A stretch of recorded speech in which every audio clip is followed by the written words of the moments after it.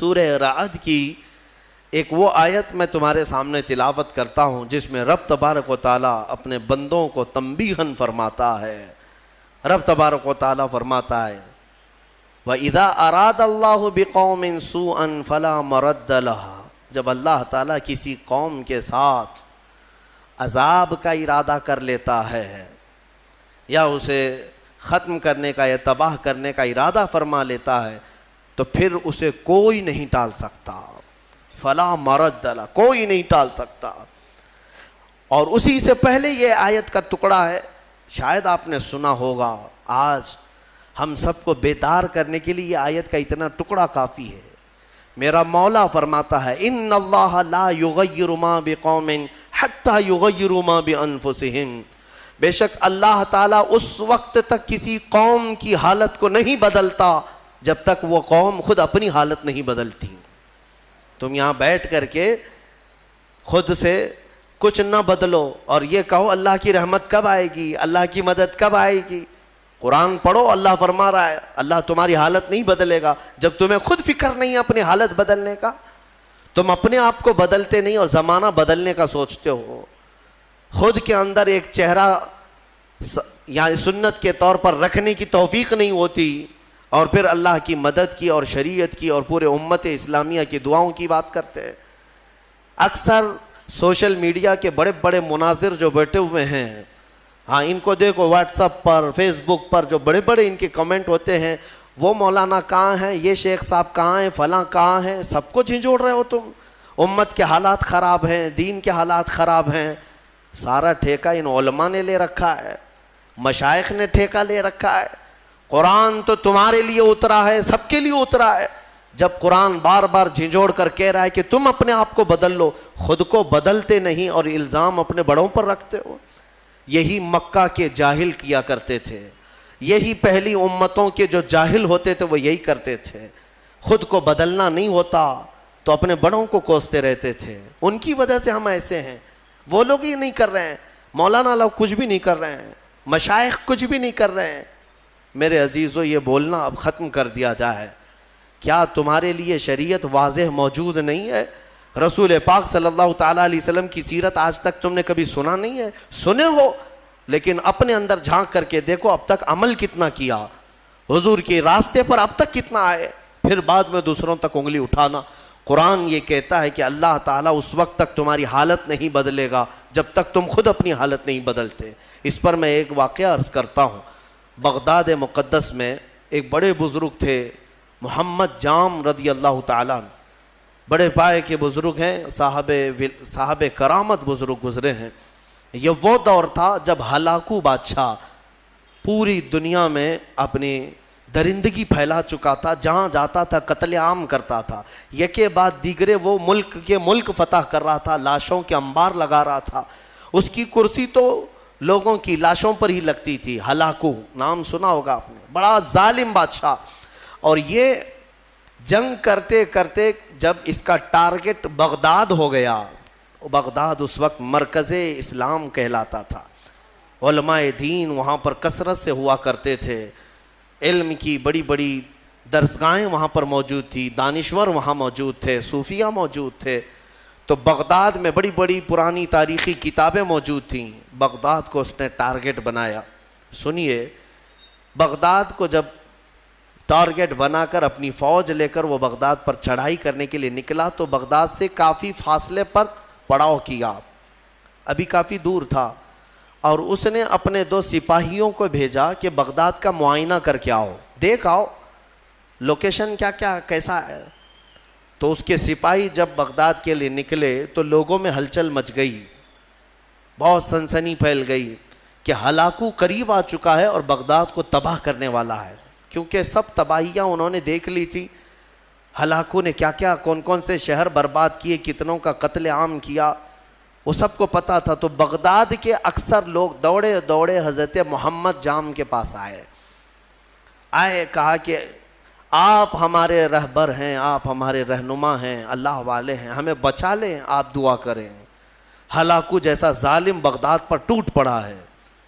وہ اس وقت بیٹھے ہوئے تھے، ان کے ہاتھ میں کھٹوری تھی. آپ نے وہ کھٹوری کو یوں پلٹ دیا اور کہا جاؤ اللہ حفاظت فرمائے، اللہ حفاظت فرمائے۔ لوگ چلے گئے، لوگ چلے گئے۔ اللہ والوں کو اللہ تعالیٰ نے یہ اختیار دیا ہے، تصرف دیا ہے، اور ان کی اداؤں کو اللہ قبول بھی کرتا ہے۔ ہوا یہ کہ ہلاکو کے دونوں سپاہی پورے راستے بھر چھان مارتے رہے، ان کو بغداد نظر ہی نہیں آیا، وہ ڈھونڈتے رہ گئے، ان کو صرف میدان ہی میدان، میدان ہی میدان دکھتا تھا، کہیں بغداد دکھتا ہی نہیں تھا۔ وہ واپس لوٹے اور بادشاہ سے کہا کہ بغداد تو ہے ہی نہیں قریب، کہیں پر کوئی شہر ہی نہیں ہے، صرف اور صرف چٹیل میدان ہے۔ تو ہلاکو کو اتنا غصہ آیا ان کی بات پر کہ یہ جھوٹ بول رہے ہیں، دونوں کو اس نے قتل کر دیا۔ کہا جھوٹ بول رہے ہو تم، بغداد کے بالکل ہم قریب آئے ہوئے۔ دوسرے دن بغداد کو اپنے خاص 2 وزیروں کو بھیجا، کہا جاؤ تم دیکھ کر کیا ہو، عام سپاہیوں پر بھروسہ نہیں ہے۔ اپنے معتمد 2 وزیروں کو بھیجا، وہ جب آئے دوسرا دن تھا تو پھر لوگوں کو خبر چلی کہ آج ہلاکو کے 2 جاسوس اس کے مخصوص وزیر آ رہے ہیں۔ پھر دوڑے دوڑے حضرت محمد جام کے پاس آئے اور ان سے سفارش کرنے لگے کہ حضور آج وہ اپنے مخصوص جاسوسوں کو بھیج رہا ہے اور وہ بغداد کے قریب آئے ہیں، ہماری بیویاں بیوہ ہو جائیں گی، بچے یتیم ہو جائیں گے، بچا لیں، اللہ کا واسطہ دیتے ہیں۔ حضرت محمد جام نے آج پھر کھٹوری اٹھائی، پلٹ دیا، کہا جاؤ اللہ حفاظت فرمائے۔ چلے گئے، وہ 2 وزیر بھی گھوم پھر کر کے گئے، انہیں بھی بغداد نظر نہیں آیا، صرف چٹیل میدان۔ اللہ والے اپنے کوزے سے جسے چاہے چھپا لیں۔ واپس وہ شام کو لوٹے، ہلاکو کے پاس کہے سچ کہہ رہے تھے وہ دونوں سپاہی، ہمیں بھی بغداد نظر نہیں آیا، ہم غلط راستے پر تو نہیں آئے۔ بادشاہ کو اب غصہ بھی تھا اور تجسس بھی بڑھ گیا کہ ایسا کیسے ہو سکتا ہے۔ اس نے کہا اب معائنے کی ضرورت نہیں، مجھے یہاں سے بغداد کی روشنی نظر آ رہی ہے اور تم کو قریب سے بغداد کیوں نہیں نظر آیا؟ تو پھر تیسرے دن اس نے فوج کی تیاری کر لی کہ نہیں اب معائنے کی ضرورت نہیں، ساری فوج ہی چل پڑے، میرے ساتھ ساتھ چلو اور حملہ ایک ساتھ کیا جائے گا بغداد پر۔ تیسرے دن صفیں لگ گئیں، ہلاکو اس کی سپہ سالاری کر رہا، سربراہی کر رہا تھا، اور جب بغداد کی طرف وہ طبل بجاتے ہوئے، نقارے بجاتے ہوئے نکلے، اب پھر بغداد والوں میں سراسیمگی پھیل گئی۔ اب یہاں پر دوڑ بھاگ، سارے ادھر ادھر کھلبلی مچ گئی۔ پھر دوڑے دوڑے حضرت محمد جام کے پاس آئے، مومنین کا ایک بڑا مجمع آیا، سب رونے لگے، کہا کہ حضور بچا لیں بغداد کو، یہاں امانتیں ہیں بزرگوں کی، یہاں مسلمانوں کا مرکز ہے، بچا لیں۔ حضرت محمد جام تیسرے دن ان کے ہاتھ میں کھٹوری تھی، وہ پلٹ رہے تھے، غیب سے ندا آئی کہ اے میرے بندے اب رک جاؤ، اب رک جاؤ، کب تک تم انہیں اس طرح سے بچاتے رہو گے؟ انہوں نے اب تک اپنی حالت نہیں بدلی، ان کو اپنی حالت پر چھوڑ دو۔ حضرت محمد جام کو حکم ہوا، غیب سے ندا آئی، انہوں نے وہ کھٹوری چھوڑ دی، نہیں پلٹا۔ پھر اس کے بعد ہوا یہ کہ ہلاکو بغداد میں داخل ہو ہی گیا اپنی فوج کو لے کر، اور ایسی تباہی مچائی، ایسی تباہی، اللہ کی پناہ، 1 مہینے تک بغداد میں صرف چیخ ہی چیخ تھی، آوازیں ہی آوازیں تھیں، جس طرف سے گزرتے لاشوں کا انبار تھا، گھر بار جلائے جا چکے تھے، اسلامی ذخیرہ جو لائبریریاں تھیں وہ جلا کر راکھ کر دی گئیں، دریائے دجلہ کا پانی پورا خون سے لال ہو گیا تھا، اور گھوڑے دوڑتے تھے بغداد کی گلیوں میں تو مسلمانوں کے خون سے گھوڑوں کے ٹاپ بھیگ جاتے تھے۔ اتنا قتل عام کیا، مسجدیں تخت و طاقت و تاراج ہو گئیں، وہاں کی بلند و بالا پرشکو عمارتیں تباہ و برباد کر دی گئیں، علماء کو قیدی بنایا گیا، نہ جانے کتنی تباہی ہوئی، اس کا بیان کرنا بیان سے باہر ہے۔ میرے عزیزو، یہ تباہی تاریخ کی داستان بن گئی، آج بھی تاریخ اٹھاؤ گے تو ہلاکو کے بغداد کی تباہی کی داستانیں تمہیں بہت جلی حرفوں میں نظر آئیں گی، لیکن کہنا یہ چاہتا ہوں کہ اس تاریخ میں چھپا ہوا یہ واقعہ ہمیں جھنجھوڑتا ہے اللہ والے بھی اولیاء کرام بھی اس وقت تک بچاتے رہتے ہیں جب تک تمہارے سدھرنے کی امید ہو. پھر ایک وقت ایسا آتا ہے کہ مولا تعالیٰ خود منع کر دیتا ہے کہ اے میرے محبوب بندو ان کی حفاظت بھی مت کرو, ان کو اپنے حال پر چھوڑ دو, ان کو اپنے حال پر چھوڑ دو, کہیں وہ نوبت نہ آنے پائے, وہ وقت آنے نہ پائے. اے غیور مسلمانوں, میں تمہیں بیدار کرتا ہوں. اسی لیے زمانے ماضی کے کچھ شاعروں نے یہ کہا تھا, جگہ جگہ کے تھک چکے ہیں تمہیں یہ ہنگامے, اٹھو نشاط لذت خواب گراں بدل ڈالو. ہاں, غلط روی سے منازل کا بعد بڑھتا ہے, مسافروں رویش کارواں بدل ڈالو. اٹھو وگرنہ حشر نہ ہوگا پھر کبھی, دوڑو کہ زمانہ چال اپنی چل گیا. آج تمہیں پتا ہے تمہاری تباہی کے منصوبے, اس کے تانے بانے پورے بنے جا چکے ہیں, تمہارے خاتمے کی منصوبے مکمل کیے جا چکے ہیں, اور تم آپس میں یہاں گتھم گتھا ہو. تم یہاں پر اب تک اپنے تاش کے پتے چھوڑنے کو تیار نہیں, تمہارے شراب کی دکانیں بند نہیں ہو پاتی, تمہارے نشے کی عادتیں ختم نہیں ہو پاتی. کہاں گیا وہ غیور نوجوان؟ جب میرے آقا صلی اللہ تعالیٰ علیہ وسلم تنہا آواز دیتے تھے تو سہاگ رات چھوڑ کر کے حنظلہ جیسا جوان بھی میدان میں آتا تھا, اپنی آج کی دلہن کو چھوڑ کر نکل آتا تھا. کہاں گیا وہ ہمارا نوجوان؟ بوڑھے بھی اپنے وقت میں, تمہیں پتا ہے بدر کی رات کو دوسرے دن جانا ہے, مدینے کے ایک گھر میں باپ اور بیٹے میں جھگڑا ہو رہا ہے. کس بات پر؟ بیٹا کہتا ہے میں رسول پاک کے ساتھ جاؤں گا, باپ کہتا ہے نہیں میں جاؤں گا. دونوں میں جھگڑا ہو رہا ہے, اور دونوں نے حضور پاک صلی اللہ تعالیٰ علیہ وسلم کے پاس شکایت کی کہ آقا آپ فیصلہ فرما دیں کون جائے گا. بیٹا کہتا ہے یہ باپ میرے بوڑھے ہو چکے ہیں, انہیں گھر سنبھالنے دیں. بوڑھے کہتے ہیں نہیں میرا حق زیادہ ہے, میں عمر والا ہوں, اس کا تجربہ کم ہے, میں آپ کے ساتھ جاؤں گا. یہ کھیلنے کے لیے مقابلہ نہیں ہو رہا ہے, جان دینے کے لیے مقابلہ ہو رہا ہے, گردنیں لے کر کے نکلنے والا ہے. حضور پاک نے فرمایا قرآن اندازی کر لو, قرآن اندازی کر لو, نام نکالو. قرآن اندازی کی گئی تو بیٹے کا نام نکلا. باپ نے کہا میں یہ قرآن نہیں مانوں گا, اور ایک بار قرآن کرو. دوبارہ قرآن اندازی کی گئی, پھر جوان بیٹے کا نام نکلا.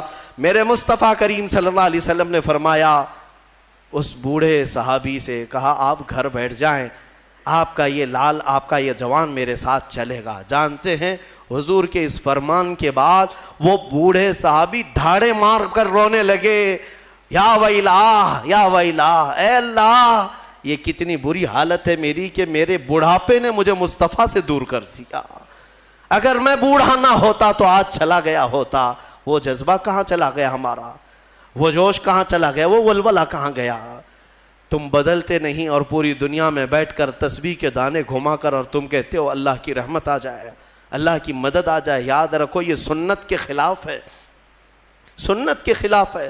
میں خود اپنے آپ پر کبھی کبھار کوستا ہوں کہ ہاں ٹھیک ہے اللہ تعالیٰ نے ایک منبر دیا یا آواز دی تو میں جو بول سکتا ہوں بول رہا ہوں. مجھے اتنی امید ضرور ہے کہ ہماری زبان سے آواز نکلے گی, مولا کسی کے بھی دل کو بیدار ضرور کرے گا. بیدار تو ہوں گے, لیکن ساتھ میں مجھے اس بات کا افسوس ہوتا ہے کہ آج ہمارے حالات ایسے ہیں کہ کمرے میں بیٹھ کر ڈسکس کر رہے ہیں, واٹس ایپ پر بیٹھ کر چیٹنگ کر رہے ہیں, ایک جگہ کی دوسرے جگہ کی ویڈیو وائرل کرتے ہیں کہ دیکھو فلاں جگہ ایسی آتنک مچائی جا رہی ہے, ایسے کیا جا رہا ہے. یہ سارا کا سارا انتظام تو تم واٹس ایپ پہ کر رہے ہو, تمہاری ساری تیاری تو صرف فیس بک پہ ہے. باقی باہر نکلو تو دیکھو نہ چہرے سے تمہیں غلام مصطفیٰ کوئی کہنے کو تیار ہے, نہ تمہارے لباس سے کوئی تمہیں غلام مصطفیٰ کہنے کو تیار ہے, نہ تمہاری زبان سے, نہ تمہارے اخلاق سے, نہ تمہارے معاملات سے. غلام مصطفیٰ وہ ہوتا تھا کہ وہ راستے پر چلے تو اس کا رعب ایسا طاری ہوتا ہے کہ اچھے اچھوں کی آنکھیں نیچے گر جائیں, آنکھیں نیچے ہو جائیں. نبی اکرم صلی اللہ تعالیٰ علیہ وسلم کی غلامی کو تم ہلکا سمجھتے ہو؟ بدلو میرے عزیز ہو. قرآن سچ کہہ رہا ہے, ان اللہ لا یغیر ما بقوم حتی یغیروا ما بانفسہم. بے شک اللہ تعالیٰ اس وقت تک کسی قوم کی حالت نہیں بدلتا جب تک اس قوم کو خود اپنی حالت بدلنے کی فکر نہ ہو. اسی لیے اقبال نے کہا تھا, قوت فکر و عمل پہلے فنا ہوتی ہے, پھر کسی قوم کی شوکت پہ زوال آتا ہے, پھر کسی قوم کی شوکت پہ زوال آتا ہے. ہماری شوکت, ہماری شان, ہماری بان پر جو آج زوال آیا ہے اس سے پہلے ہمارے سوچ و بچار اور ہمارے عمل کی قوت فنا ہو گئی ہے. ہاں سب کچھ ختم کر کے اب ہم یہ زوال کے دن دیکھ رہے ہیں. بہت تیزی سے دن بدلے ہیں میرے عزیزو, ہماری آنکھوں کے سامنے بدلے ہیں. میں یہ نہیں کہہ رہا بدل رہے ہیں, بدل چکے ہیں. آج سے صرف 10 سال پہلے جاؤ, آج سے صرف 5 سال پیچھے بھی جاؤ, جو حالات تھے وہ آج بہت تیزی سے بدل چکے ہیں. اور پھر اگلے جو آئیں گے اتنے عرصہ بھی تمہیں مہلت نہیں دی جائے گی. دشمن گھات لگا کر اپنی کمین گاہوں سے تمہاری طاق میں ہے. اسی لیے میں نے کل بھی ایک جملہ کہا تھا کہ نشیمن سے دھواں اٹھتا ہے اور تم کہتے ہو ساون ہے. گھر میں آگ لگی ہے اور دھواں نکل رہا ہے اور تم کہہ رہے ہو ساون کا موسم چل رہا ہے. میرے عزیز بچوں, آج یہ گلی ڈنڈے کا وقت بھی نہیں, کرکٹ اور ہاکی اور فٹ بال کا وقت بھی نہیں ہے تمہارے پاس. تمہارے ہاتھوں میں قرآن عظیم آ جانا چاہیے. تمہاری زبانوں پر اب منغمات مصطفیٰ آ جانا چاہیے. تم پوچھو گے اس سے ہوگا کیا, تمہیں پتہ نہیں کیا ہوگا, تمہیں اندازہ بھی نہیں ہے. قرآن کی ایک آیت اگر مولا پہاڑوں پر نازل کرے تو وہ ریزہ ریزہ ہو جائیں گے, وہ ریزہ ریزہ ہو جائیں گے. کیا قرآن پر یقین نہیں ہے تمہیں؟ اللہ نے فرمایا لو انزلنا هذا القرآن على جبل لرأيته خاشعا متصدعا من خشیۃ اللہ. اگر ہم یہ پہاڑوں پر نازل کرتے تو تم دیکھتے کہ اللہ کی خشیت سے یہ ریزہ ریزہ ہو جاتے. آج تمہارے ہاتھوں میں اگر قرآن آ جائے اور تمہارے سینے میں بس جائے, پھر دیکھنا قرآن کی اس طاقت کو لے کر جس راہ سے گزرو گے دشمن ریزہ ریزہ ضرور ہوں گے, ضرور ہوں گے. آج تمہارے پاس جو طاقت ہے, قوت ہے, وہ قرآن ہے اور عشق مصطفیٰ ہے. اور عشق مصطفیٰ نعروں سے نہیں. ہاں آپ یہی کہیں گے کہ ہم تو عاشقان مصطفیٰ ہیں, ہم میلاد بھی مناتے ہیں, نعتیں بھی پڑھتے ہیں, نعرے بھی لگاتے ہیں سب. اگر نعرے لگانا اور نعت مصطفیٰ پڑھنا ہی عشق مصطفیٰ کی علامت ہوتی تو نہ بدر ہوتی, نہ احد ہوتا, نہ خندق ہوتی, نہ حنین, کچھ نہیں ہوتا. سب صحابہ بیٹھ کر مسجد نبوی میں ہی نعرے لگاتے, سب دشمن فنا ہو جاتے. ایسا نہیں ہے. پہلے میدان میں اپنے عمل کے ساتھ اترو, اپنے عمل کے ساتھ اترو. ہاں تم حضور پاک صلی اللہ تعالیٰ علیہ وسلم کے عاشق ہو تو عمل کے ساتھ آؤ, تم اپنے آپ کو بدلو. قرآن کی اس محکم آیت کے بارے میں آپ سے کہہ رہا ہوں, اللہ نے سچ فرمایا اس وقت تک وہ حالت نہیں بدلے گا جب تک تم اپنی حالت نہیں بدلتے. اب حدیث سنو, میرے آقا صلی اللہ علیہ وسلم فرماتے ایک بندہ اگر اپنے آپ کو بدلنا چاہے کتنا ٹائم لگنا چاہیے بدلنے میں آپ کو, کب تک؟ کچھ تو لمٹ ہوگی. آپ بدلنا چاہیں, حضور فرماتے ہیں اگر کوئی بدلنا چاہے اور نکل پڑے مولا کے راستے پر, حضور فرماتے ہیں کہ اگر وہ ایک بالشت آگے بڑھے گا تو رب تبارک و تعالیٰ کی رحمت ایک ہاتھ آگے بڑھ جائے گی. اگر وہ چل کر کے آئے گا تو مولا کی رحمت دوڑ کر اسے لے گی. ہاں تمہارے صرف اٹھنے کی دیر ہے. تم نے بنی اسرائیل کے اس شخص کے بارے میں سنا نہیں, حدیث پاک میں, صحیح حدیث پاک, جس نے 100 لوگوں کا قتل کیا تھا, 100 لوگوں کا قتل کیا اور توبہ کے ارادے سے وہ نکلا. اسے ایک عالم دین نے بتایا کہ جاؤ بیت المقدس کی طرف, اللہ کے گھر کی طرف, تم جاؤ وہاں توبہ کرو, اللہ تعالیٰ تمہاری توبہ قبول کرے گا. وہ اپنے گھر سے نکلا, بیچ راستے میں اس کا انتقال ہو گیا. توبہ کرنے کی مہلت بھی نہیں آئی, ابھی اس جگہ پہنچا بھی نہیں تھا. یہ صرف اور صرف نکلا ہے اپنے آپ کو بدلنے کے لیے اور بیچ میں موت بھی آ گئی. اور حدیث پاک میں عذاب کے اور رحمت کے دونوں فرشتے آئے. عذاب کے فرشتے جہنم میں لے جانے کے لیے, رحمت کے فرشتے جنت میں لے جانے کے لیے. کیوں؟ دونوں یہ کہہ رہے تھے عذاب والے کہ یہ 100 قتل کر چکا ہے, گنہگار ہے. رحمت والے کہتے نہیں, توبہ کی نیت سے نکلا تھا, صاف ہو رہا تھا. جبرائیل امین کو حکم بنا کر اللہ نے اتارا کہ دیکھو ان دونوں کے درمیان فیصلہ کرو. کیسے فیصلہ؟ اس کے گھر سے بیت المقدس تک کی زمین ناپو, یہ جہاں گرا ہے دیکھو, اگر بیت المقدس سے قریب ہے تو جنت والے لے جائیں, اگر دور گرا ہے تو دوزخ والے لے جائیں. ناپا گیا تو برابر بیچوں بیچ وہ انتقال کر کے گرا ہے, بیچوں بیچ, ادھر بھی برابر ہے ادھر بھی برابر ہے. اب کیا فیصلہ کیا جائے؟ دونوں جگہ کی مسافت سیم ہے. رب تبارک و تعالیٰ نے فرمایا جبرائیل امین سے, جبرائیل دیکھو منہ کس طرف کیا ہوا ہے. دیکھا گیا کہ وہ بیت المقدس کی طرف، اور ایک حدیث میں اللہ والوں کی بستی کی طرف منہ کیا ہوا تھا جب مرا ہوا تھا. رب تعالیٰ نے فرمایا رحمت والوں کو دے دو، رحمت والوں کے حوالے کر دو، اسے جنت لے جائیں. بدلنا چاہو تو مولا تعالیٰ اتنا تیز تمہیں بدل دیتا ہے، اور نہیں بدلنا چاہو تو تمہیں اسی طرح چھوڑ دیتا ہے. تو کچھ تو ہونی چاہیے ہمارے اندر احساس بدلنے کا. صرف اور صرف اگر کسی کو ایسا لگتا ہے کہ تقریریں سننا یہ ایک انٹرٹینمنٹ ہے تو میں کہتا ہوں یہ سننا بھی چھوڑ دو. اگر علماء کی تقریریں یا ہمارے بیانات سنتے ہو تو تمہاری زندگی میں انقلاب آنا چاہیے، تبدیلی کا مزاج پیدا ہونا چاہیے کہ کل تک میری نمازیں قضا ہوتی تھی، آج میں نماز کی پابندی کر لوں، اسی لیے کہ مجھے کل قیامت کے دن حساب دینا ہے.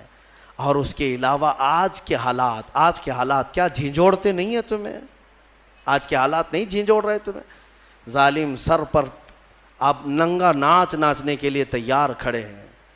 وہ دن تمہارے سامنے آئیں گے، تم دیکھو گے کہ بچوں کے خون سے یہ ہولی کھیلیں گے. ہاں یہ دن آئیں گے، قریب ہے. ہر جگہ پر فتنہ و فساد، ہر جگہ پر خون ریزی، ہر جگہ پر قتل و غارت. حضرت نعمت اللہ شاہ کرمانی 800 سال پہلے کے ایک بزرگ ہیں، ان کی پریڈیکیشن بہت مشہور ہے. انہوں نے جو پیشن گوئیاں 800 سال پہلے کی تھیں وہ سب کی سب آج ثابت ہوتی نظر آ رہی ہیں. انہوں نے ہندوستان کے پورے حالات کے بارے میں پیشن گوئیاں کی ہیں، ان کی پوری کتاب موجود ہے فارسی میں. انہوں نے اپنے زمانے کے بعد ہونے والے حالات میں سب بتایا، کون سا بادشاہ آئے گا، کتنے سال حکومت کرے گا، کیا کیا ہوگا، اور آج کے حالات تک انہوں نے بیان کیے. اس میں انہوں نے ایک بات یہ بھی بیان کی ہے، میں یہ نہیں کہتا کہ ہم جو ہے آنکھ بند کر کے ہر چیز پر یقین کریں گے، مستقبل جو بھی ہے وہ اللہ کے دست قدرت میں ہے، اللہ ہی بہتر جانتا ہے. لیکن بزرگوں نے علم لدنی سے، اللہ تعالیٰ کا جو خاص علم انہیں ملا ہو، اس سے کبھی کبھار کچھ باتیں بیان کرتے ہیں. انہوں نے یہ بیان کیا کہ ایک وقت آئے گا ہند پر، جب دریائے اٹک کا ایک نام لیا انہوں نے، یا پھر تبت کے پاس، کہ ایک دریا ہے یا ایک میدان ہے، وہ 3 بار پورے خون سے بھر جائے گا، اتنا قتل عام کر دیا جائے گا. سوچ کر کے کبھی ہمارے رونگٹے کھڑے ہو جاتے ہیں. عزیزان گرامی وقار، جب بارش بہت تیز آتی ہے تو پھر لوگ چھت کے نیچے چلے آتے ہیں یا چھاتا نکال لیتے ہیں. اور تم کون سی زندگی گزار رہے ہو؟ فتنوں کی بارش اور ظلم کی بارش اتنی تیز ہو چکی کہ تم مصطفیٰ کریم کی چھت کے نیچے بھی آنا نہیں چاہتے، اور نہ ہی اخلاق مصطفیٰ کی چھتری لینا چاہتے ہو. کون سی زندگی میں ہو؟ بدلو اپنے آپ کو.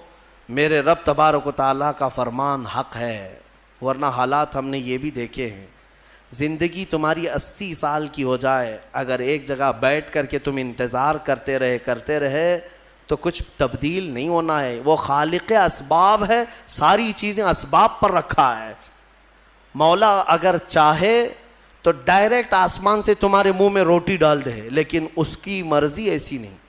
اس کی منشا یہ ہے کہ پہلے بیج بو، پھر فصل آئے، پھر اس کے بعد کٹائی ہو، پھر اس کے بعد پسائی ہو، پھر آٹے کی گندھائی ہو، پھر اس کے بعد روٹی بنے، پھر توے پر جائے، پھر پک کر تمہارے منہ میں آئے. اتنی منزلوں سے گزار کر کے تمہارے منہ تک لاتا ہے. لیکن کیا وہ ان منزلوں کا محتاج ہے؟ وہ ڈائریکٹ تمہیں رزق کھلا سکتا ہے، لیکن اس نے پوری کائنات کو اسباب پر رکھا ہے. اس لیے میں تمہیں سمجھا رہا ہوں کہ صرف اور صرف تم اس یقین پر نہیں رہنا کہ ہم ان کا دامن پکڑیں، ان کا دامن پکڑیں، سب ہو جائے گا. دامن پکڑے رہو لیکن حرکت بھی کرتے رہو. ہاں، بغیر حرکت کیے، مثال کے طور پر سمندر میں آپ تیر رہے ہو، چاہے اچھے سے اچھے تیراک کا دامن پکڑے رہو اور اپنے ہاتھ پیر ڈھیلے چھوڑ دو، اس کو بھی لے جاؤ گے تم. اس کے لیے کیا ہو جاؤ گے؟ میرے عزیزو، آپ اپنے ہاتھ پیر تو چلاؤ، عمل کے میدان میں آپ خود تو آؤ.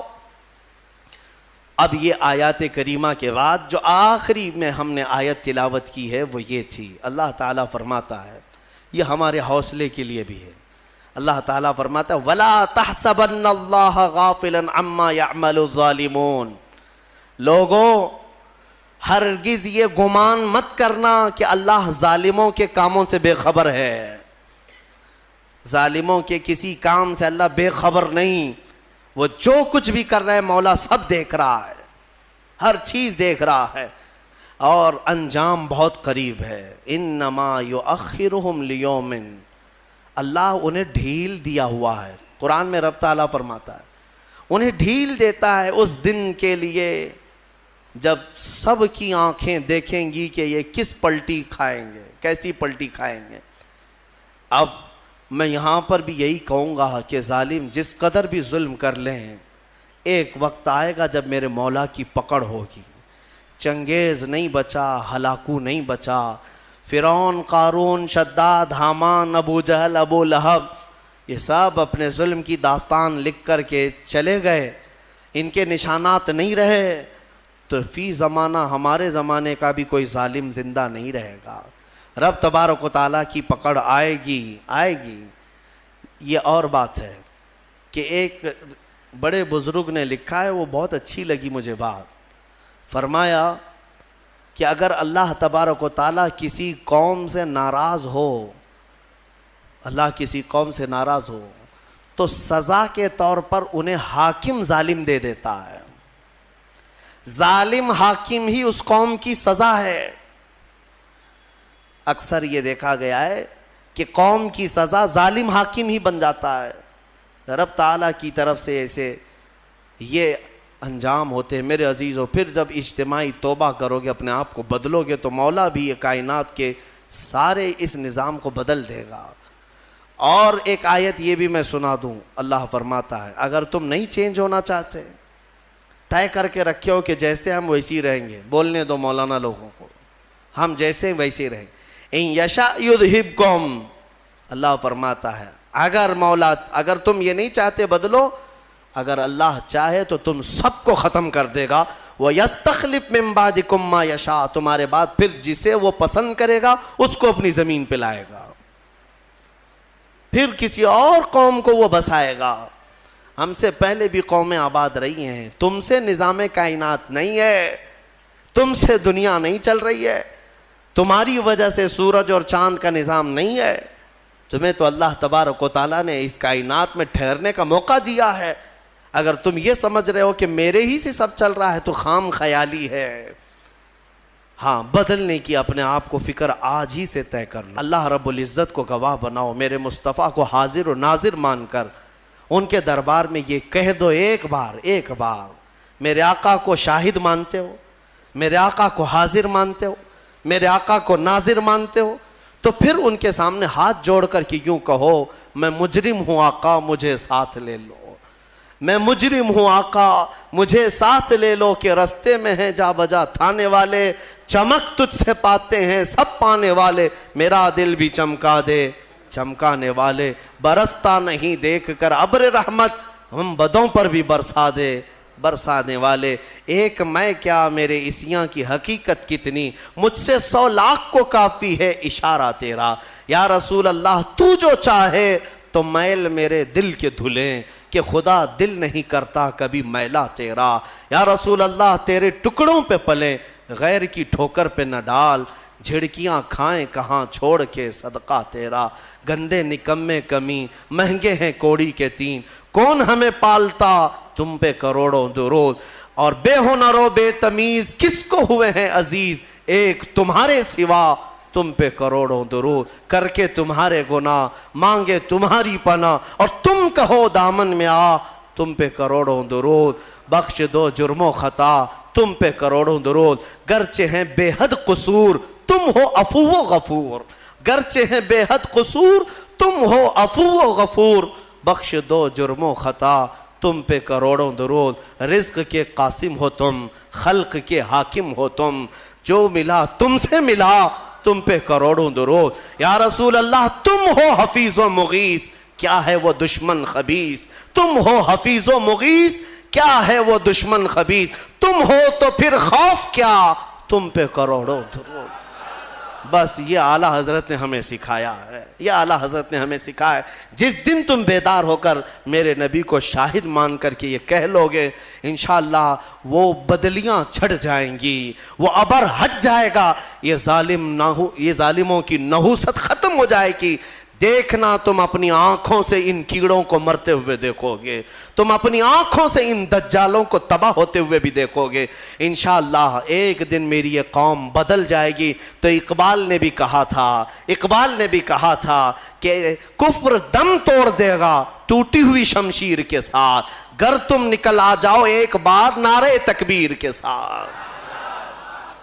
بس ایک بار تم نکل آؤ نعرہ تکبیر کے ساتھ، وہ نعرہ نہیں جو صرف اور صرف تم اپنے لیے لگاتے ہو یا پھر انٹرٹینمنٹ کرتے ہو، بلکہ وہ نعرہ جو کبھی ابو عبیدہ بن جراح سے نکلا تھا، کبھی خالد بن ولید کی زبان سے نکلا تھا، کبھی حمزہ بن عبد المطلب سے نکلا تھا۔ ان کی زبانوں سے جو نعرہ نکلتا تھا وہ روح سے نکلتا تھا اور ان کا یقین کامل ہوا کرتا تھا، چاہے دنیا کی ساری طاقتیں سامنے ہو، مولا میرے ساتھ ہے۔ انشاءاللہ العزیز وہ وقت تبدیلی کا ان قریب آئے گا۔ مجھے امید ہے امام مہدی کو ابھی آنا ہے، عیسیٰ علیہ السلام کو ابھی اترنا ہے، اور پوری دنیا میں اسلام کا پرچم ابھی لہرانا باقی ہے۔ میرے آقا نے فرمایا ہے اس وقت تک قیامت نہیں آئے گی جب تک پوری دنیا کا دین صرف اور صرف اسلام ہی رہے گا، صرف اسلام رہے۔ اور میرے آقا نے فرما دیا تو میں کہتا ہوں زمین ٹل جائے گی، زمانہ ٹل جائے گا، میرے مصطفیٰ کا فرمان کبھی نہیں ٹلے گا۔ وہ ہو کر رہنا ہے، لیکن اس سے پہلے جو یہ حالات پیدا ہو رہے ہیں اس کے لیے میں ضرور کہوں گا تم اٹھو، بیدار ہو جاؤ۔ ہاں ظالموں کے لیے اللہ فرماتا ہے انہیں ڈھیل دیا ہے، اور ناچو جتنا ناچنا ہے، اور ظلم کرو جتنا ظلم کر سکتے ہو، پھر مولا کی رسی تمہیں ایک دن پکڑے گی اور ایسے باندھا جائے گا کہ تمہارے پاس کچھ نہیں ہوگا۔ تمہیں پتہ ہے ابرہہ کو کتنا گھمنڈ تھا، کئی ہاتھیاں لے کر کے وہ خانہ کعبہ کو ڈھانے کے لیے آیا تھا، مکہ والوں کی طاقت نہیں تھی مقابلہ کرنے کی۔ مولا کریم نے چھوٹی چھوٹی چڑیوں سے ایسا تباہ کیا کہ قرآن کہتا ہے کعصف مأکول، وہ بادشاہ ابرہہ اور اس کی فوج ایسے دکھتے تھے جیسے کسی نے مرغی چھیل کر کے کھا کر کے چھوڑا ہوا ہو، جیسے کوئی مرغی کھا کر گوشت کھا کر کے ہڈیاں چھوڑ دیتا ہے۔ پوری فوج کی درگت ایسی بنی ہوئی تھی، ہلاک و برباد ہو کر کھائے ہوئے مرغیوں کی طرح نظر آتے تھے۔ وہ دن آئے گا جب یہ سارے کیڑے مکوڑوں کی بھی اللہ وہی حالت بنائے گا۔ شرط یہی ہے کہ تم مصطفیٰ کریم کی غلامی میں آ جاؤ، ایک بار تم اپنے آپ کو بدل لو اور تمہاری آنکھوں سے بھی نظر آنے لگ جائے، تمہارے چہرے سے بھی نظر آنے لگ جائے، تمہارے لباس سے بھی، تمہارے اخلاق سے بھی نظر آنے لگ جائے کہ یہ رہتا یہاں پر ہے لیکن بدن میں خوشبو مدینے کی آیا کرتی ہے۔ ہاں میرے عزیزو، ہونا یہی چاہیے کہ تمہیں دیکھ کر کے سامنے والے کو ایسا محسوس ہونے لگے اب تو میرے آقا کو مجھے دیکھنا ہے، یہ غلام اس قدر خوبصورت ہے تو اس کا آقا کتنا خوبصورت ہوگا۔ یہ کیفیت جب پیدا ہو جائے گی انشاءاللہ فتح تمہارے مقدر میں ہے۔ اللہ کریم کہنے سننے سے زیادہ عمل کی توفیق عطا فرمائے۔